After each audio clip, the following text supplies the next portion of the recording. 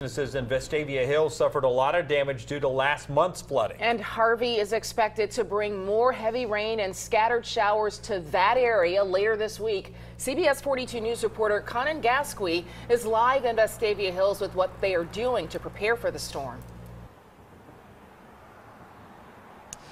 Yeah, Hollywood Imports here lost about 35 vehicles in the flooding that hit Vestavia Hills this time last month. I'm going to show you what they think is kind of the primary culprit here. They've got this creek that runs right beside the dealership. As you can see, debris has a tendency to kind of pile up here, especially in flood-like conditions. They think that's part of what happened that led to a lot of the flooding that they experienced here. And in fact, they even still had some of that debris left over earlier today.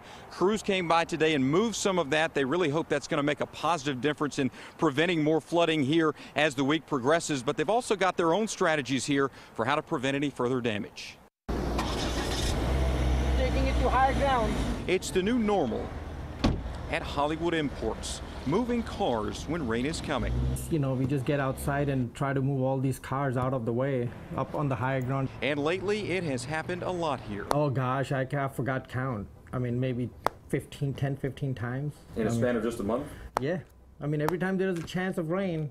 They do it because of last month's flood, which destroyed about 30% of their inventory. Now they move their cars anytime they have to.